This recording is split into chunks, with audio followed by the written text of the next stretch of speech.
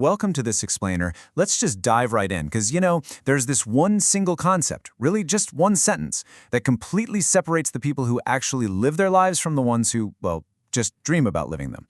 If you want real, tangible success, you're going to have to do something that feels incredibly unnatural. You have to give yourself permission to fail. And honestly, you have to do it a lot. We grow up in a world that insists success is all about getting it right on the very first try, finding that flawless golden formula and never, ever taking a wrong turn. But today, we're going to break down the hidden architecture of what it actually takes to succeed. Have you ever noticed how we only see the finish line?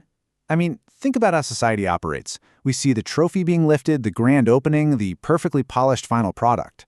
We're constantly sold these overnight success narratives, making it seem like achievement is just this clean, straight line. But that perception, this idea of getting it perfectly right without a single stumble, it's honestly one of the most toxic myths out there.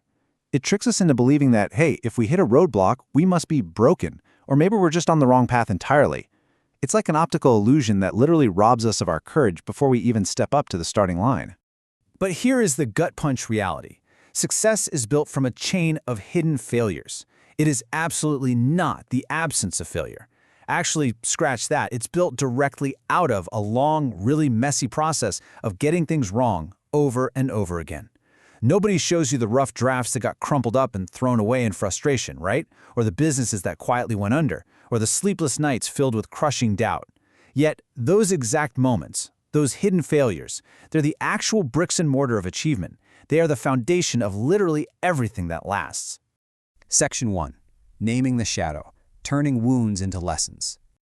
So there's this really profound idea borrowed from psychology. We only heal what we're able to name. Think about what happens when you hit a setback and completely refuse to acknowledge it. When you sweep a mistake under the rug and treat it like some dark, shameful secret, it never actually gets the chance to turn into a lesson. It just sits there, festering into a wound, completely freezing you in place.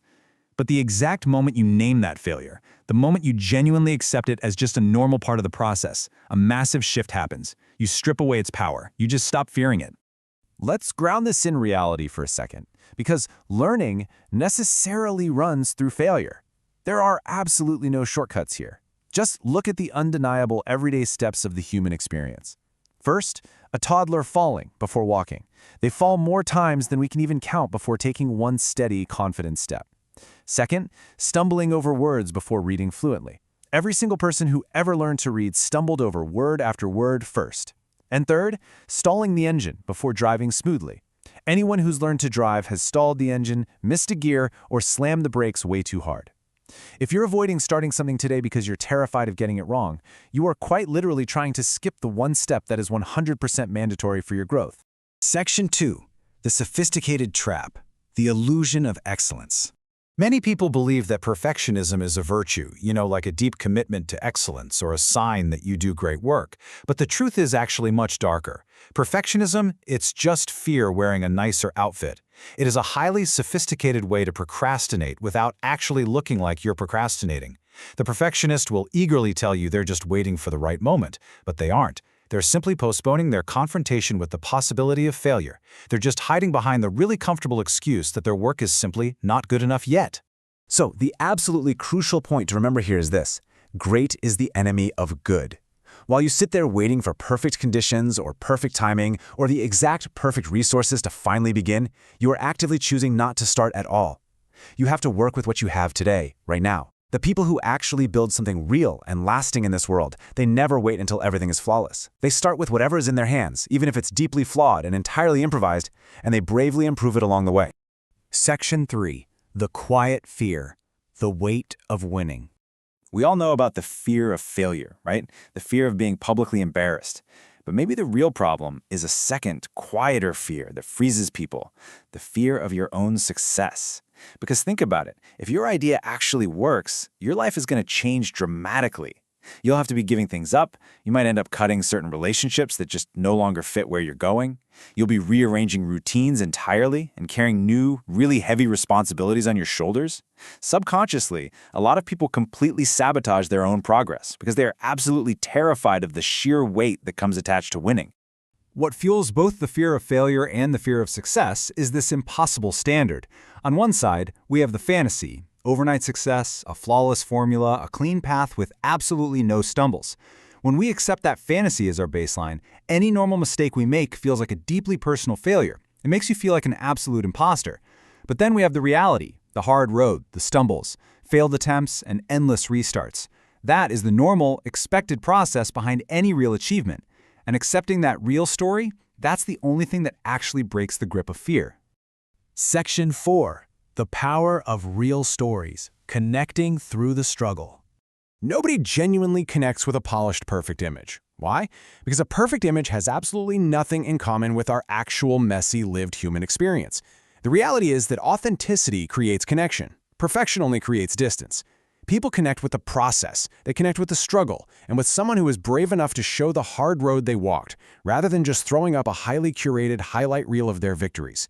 We look for ourselves in the struggles of others, not in their flawless, picture-perfect moments. Section 5. The true value of knowledge, beyond the intellect. Learning isn't about sounding smart. It's not about using complicated words to confuse other people or just to stroke your own ego. Knowledge that never becomes practice is completely worthless. If you aren't actively using what you learn in the real world, you've missed the point entirely. The true, undeniable value of learning lies in your ability to simplify what is complex so that anyone can apply it and use it to actually change their reality. Information literally only matters when it's transformed into action. Section 6. Becoming a useful tree. The meaning of contribution. The truth is, if our lives don't contribute to other people, they lose their meaning entirely. Think of the metaphor of a tree. A tree that bears fruit exists so someone can be nourished. It doesn't produce fruit for itself, right? It exists so someone else can come along, pick it, be nourished by it, and continue on their way. True success isn't about fame, and it definitely isn't about endless recognition. It's about real, tangible usefulness to the world around you. In nature, a tree that produces absolutely nothing eventually just gets cleared away. Your entire journey through all those failures and all that learning is ultimately about growing into something that can provide immense value to others.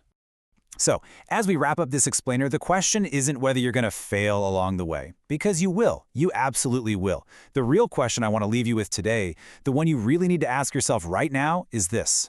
Will you give yourself permission to fail enough times to eventually have something worth offering? Just think about that. Stop waiting for perfect. Stop hiding your stumbles. Get out there, take messy, authentic action, and start building your own chain of hidden failures today. Thanks so much for joining me, and I'll see you next time.